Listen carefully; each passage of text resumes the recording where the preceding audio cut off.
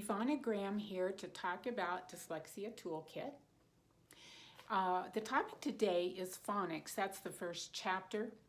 I'm going to talk about phonics because that's a huge idea in the field of literacy. Now, when you talk about dyslexic kids and phonics, there's a strong contingent of people that say phonics is the only tool for teaching dyslexic kids to read. There's only one problem with that idea, and that is that it doesn't actually work.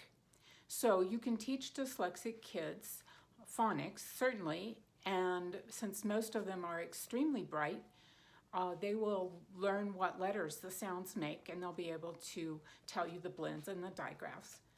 But what if, and this is what usually happens, what if that student, that very bright student, who knows all the phonics rules, 250 plus phonics rules, what if that student still can't read fluently? What if they're still sounding out words?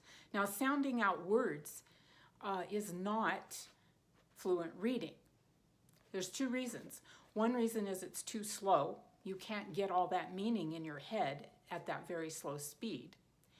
And the other reason is English is 60% non-phonetically decodable words. So more than half of the words on any page are not going to be able to be sounded out using the rules of the English language, which of course come from all different languages and are all mushed together. And so it's an interesting language, but it's not a decodable language.